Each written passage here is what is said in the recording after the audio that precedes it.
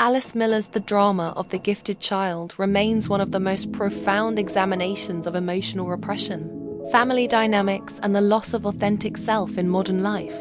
First published in 1979, it continues to resonate because it uncovers a quiet, invisible tragedy, not of physical neglect or obvious abuse, but of children who seem to have everything, yet grow up emotionally hollow, disconnected from their true feelings and imprisoned by the need to please.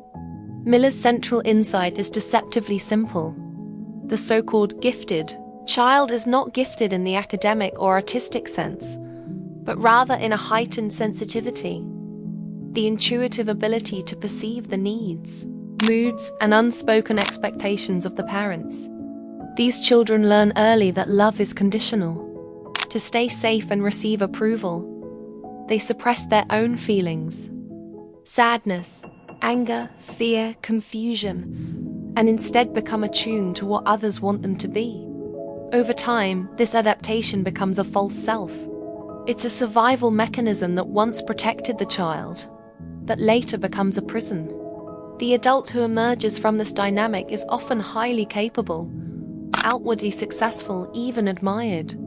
Yet beneath the surface lies an aching emptiness, a sense that no achievement or relationship can truly fill the void. Miller writes that such adults live with the compulsion to achieve, to be good, to be loved, while remaining secretly terrified of rejection or failure. What makes Miller's work so powerful is her insistence that this false self is not a flaw. It is evidence of intelligence and resilience. The gifted child did what they had to do to survive emotionally in an environment where the parents' own unmet needs overshadowed the child's authentic self. In many cases, these parents were themselves once gifted children, repeating patterns of emotional neglect without awareness. Breaking this cycle, Miller argues, requires something radical: emotional truth. Not intellectual understanding, not forgiveness imposed by moral duty, but the willingness to feel what was once unbearable. That means allowing repressed anger, grief, and shame to surface, the very emotions that were forbidden in childhood. The process is painful because it dismantles the illusion that one's parents were entirely loving or selfless. But it is also liberating, because it restores the authentic emotional life that was sacrificed for survival. Miller's writing challenges the moral traditions that glorify obedience, self-denial, and loyalty to family at any cost. She confronts the cultural myth that children owe gratitude to parents regardless of how they were treated.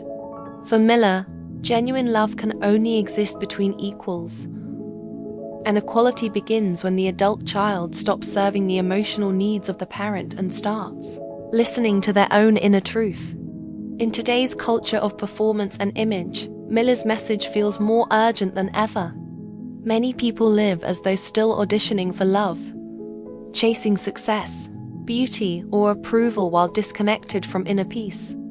The modern gifted child might be the overachiever, the empath, the caretaker, anyone who learned early to suppress their pain to maintain harmony. Healing, Miller reminds us, is not about blaming parents but recognizing the chain of emotional inheritance.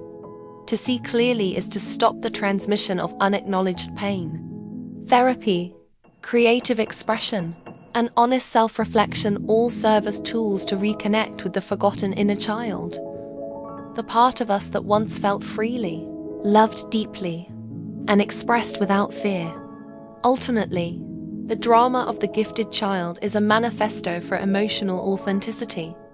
It calls for a kind of psychological revolution, a refusal to sacrifice the truth of one's feelings for the comfort of social or familial conformity. As Miller wrote, the truth about our childhood is stored up in our body, and although we can repress it, we can never alter it. Healing begins when we stop trying to be the good child and start becoming the real adult, one who can feel, love, and live with wholeness. Miller's work is not an easy read because it asks the reader to confront the most painful question of all. What did I have to give up in order to be loved? Yet for those brave enough to face that truth, her insights offer the beginning of freedom, the chance to reclaim the life that was always meant to be fully lived, not merely performed.